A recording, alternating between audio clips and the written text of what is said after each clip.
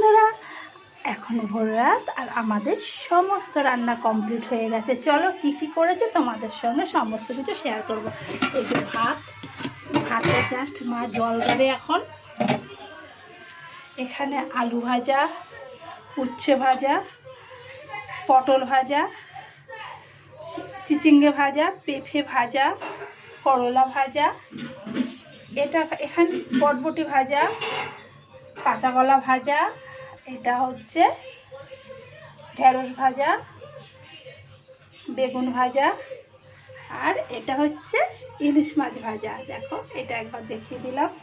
আর এটা হলো কাতলা মাছ ভাজা, এটা হলো ডাল শুকনো, এটা কুমড়োর ছক্কা, এছাড়াও চাটনি,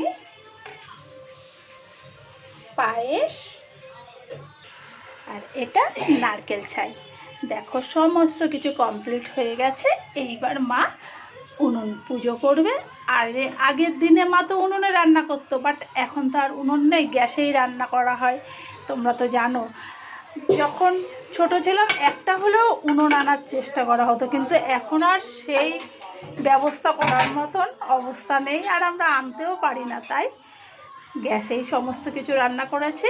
আর দেখো তোমাদের সঙ্গে সেটুকুই শেয়ার করলাম আমাদের পুজোর ভিডিওটা যদি ভালো লাগে লাইক শেয়ার কমেন্টের মাধ্যমে ভালোবাসা দিও। আর সারাদিন আজকে হই হুল্লো আনন্দ চলবে। সারা রাতে ক্লান্তি কিন্তু আমাদের একটুও ছুতে পারেনি। যাই হোক, ভিডিওটা এই পর্যন্ত, টাটা।